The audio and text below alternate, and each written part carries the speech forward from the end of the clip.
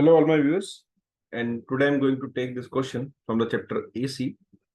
The question is a comprehension. तो वो देखते हैं क्या कह रहा है हमसे. And the given AC circuit as shown in figure. तो ये सर्किट है AC, जिसमें ये ऊपर RC है और ये RL है और दोनों पैरेलल में लगे हुए हैं. तो RMS current through the mains is कितना करंट पास करेगा इससे. तो ये एक पैरेलल सर्किट है. तो इस क्वेश्चन में हम ये भी समझेंगे कि ऐसे सर्किट्स को सॉल्व कैसे करते हैं, क्योंकि ये क्वेश्चन IIT में भी पूछा जा चुका है और मेंस में भी. तो पहले हम इसको देखते हैं. लेट से यहाँ पे करंट I1 है एंड यहाँ पे करंट I2 है. तो पहले मैं सिर्फ सर्किट 1 की बात करता हूँ, इसकी बात करता हूँ Z1 की, फिर मैं 2 की बात करूंगा. तो पहले मैं XC निकालता हूँ. XC कितना हो कैपेसिटेंस का. दिस इज इक्वल टू 1/ओमेगा C. ओमेगा का पता है आपको 50, C पता है आपको 2 into 10⁻⁻⁴. This is 10⁻⁴/100. This is equal to 100 ohm. ठीक है. तो अगर आप इस कैपेसिटर वाले को देखें और इसको को देखें तो ये भी 100 ओम का है, ये भी 100 ओम का है. तो Z जो होता है it is equal to √R² plus XC². RC circuit में this will be equal to 100 root. अच्छा, जो फेज एंगल है इसका, सिर्फ इसकी बात कर रहा हूं मैं, इस सर्किट की. दिस इज ये होता है XC/R. तो वो भी निकल के 1 आएगा, मतलब 5 आएगा, 45 डिग्री. ओके. नाउ अगर मैं इसका इसमें करंट निकालूं तो V1 V/Z हो जाएगा. Z1 वोल्टेज दोनों तो पैरेलल में ही है, तो वोल्टेज सारा मिलेगा. तो 200/Z1 this is 100√2. So this is equal to √2 आ जाएगा. तो इससे हमने ये पहला सर्किट सॉल्व किया. ओके. नाउ चलते सर्किट 2 पे. Z2 निकालने की कोशिश करते हैं RL वाले पे. XL निकालते हैं. This is equal to ω_L.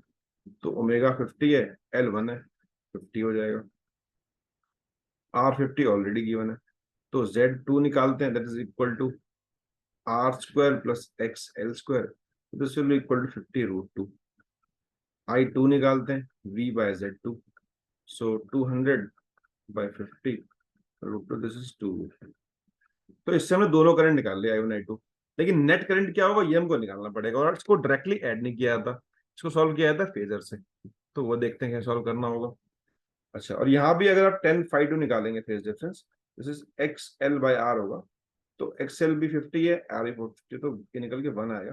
That means कि ⁵2 इक्वल टू 45 डिग्री होगा. ओके. नाउ अब इसको सॉल्व करने के लिए इसका फेजर ड्रॉ करना पड़ेगा कि नेट करंट क्या होगा. फेजर ड्रॉ कैसे किया जाता है. फेजर में पहले हम लिखते हैं वोल्टेज, कि ये रहा वोल्टेज. अच्छा, अब हम ये भी जानते हैं कि RC सर्किट में, जब भी सर्किट में कैपेसिटेंस होता है तो करंट लीड करता है वोल्टेज से. एंगल निकाल चुके 45 डिग्री, मतलब I1 जो है वो लीड कर रहा होगा. ओके. सिमिलरली RL में देखते हैं, इंडक्टर में करंट लैग करता है. एंगल निकाल चुके 45, तो इसमें करंट लैग करेगा वोल्टेज से. तो पैरेलल सर्किट में हम करंट का फेजर ड्रॉ करते हैं, तो ये भी एंगल 45 होगा. तो जो नेट करंट्स है I1 I2 वो टोटल मिला के 90 डिग्री हो जाएगा.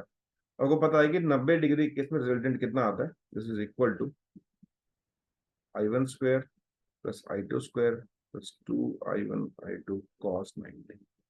इसमें वेक्टर यूज कर सकते हैं. This is equal to I1² plus I2². This is 2 + 8 √ 10 ampere current होगा जो इस नेट AC से पास होगा बैटरी से. तो उसका A ऑप्शन सही हो जाएगा. और यही वैल्यू अब मानी जाएगी RMS, बिकॉज जब हमको वोल्टेज नहीं गिवन होता हम RMS मानते हैं. तो जो हमने सॉल्व किया सब RMS ही निकाला है हमने. ओके. और इसकी मदद से हम ये भी निकाल सकते हैं, थर्ड ऑप्शन, कि phase difference between the current passing through capacitor inductor. जो इससे करंट जा रहा है और जो इससे करंट जा रहा है, इनमें कितना फेज डिफरेंस है. तो I1 अगर ये देखें, I2 ये देखें, तो ये जो एंगल है दिस इज 90 डिग्री. तो π/2 ऑप्शन 3 सही है इसका. ओके. अब बात करते हैं टोटल पावर की. पावर क्या होगा. सो पावर का फॉर्मूला होता है VI cos ∅. इसने RMS ही पूछा होगा, तो दोनों कॉस पर नहीं अलग निकाल लेते हैं. सो VI1 ये एंगल कितना है 45, तो cos 45 plus VI cos 45, because ये भी एंगल 45, I2 हो गया. दोनों कॉस पर नहीं अलग अलग पावर निकाल ली. पावर स्केलर क्वांटिटी ऐड कर देंगे. सो V is 200, I1 is √2, cos 45 1/√2. V2 is 200. This is 2 root 2 upon root 2. So this will be equal to 600 watts. अगर ऑप्शन देखें तो option C will be correct. तो इसको हमने फिर बहुत आसानी सॉल्व किया। पहले हमने डिफरेंट पैरेलल सर्किट्स को सॉल्व किया, उनका फेज एंगल निकाला, जेड निकाला, करंट निकाला दो सर्किट्स में, फिर नेट फेजर ड्रॉ किया and then calculated the quantity जो हमको चाहिए थी। So this is all about this question. Thanks for watching.